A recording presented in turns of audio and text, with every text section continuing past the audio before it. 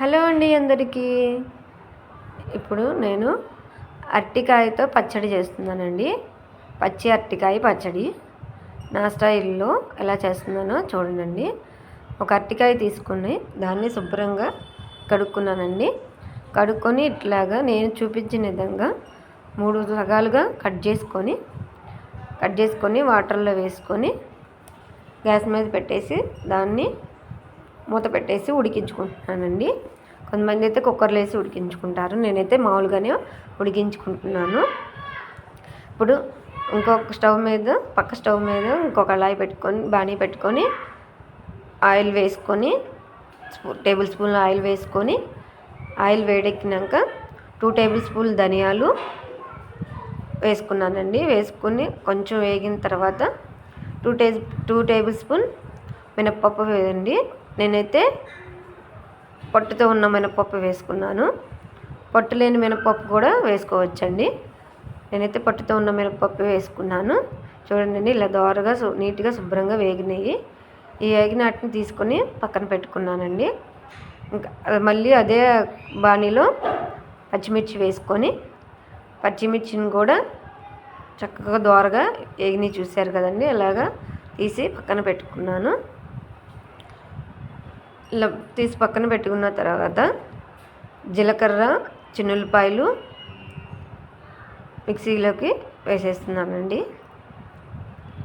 వీటిని చక్కగా తీసుకొని మిక్సీలో వేసేసుకోవాలి.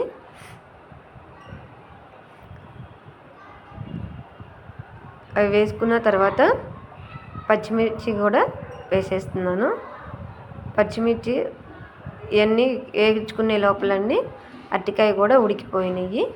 చక్కగా ఈ అరటికాయలను కూడా వేసేస్తున్నానండి. అరటికాయ అయితే పైన అవసరం లేదు, తీసేయని అవసరం లేదండి. నేనైతే ఆపటన్నే వేసేస్తున్నాను. ఇగో చూడండి, ఇలా అరటికాయలను కూడా వేసేస్తున్నాను.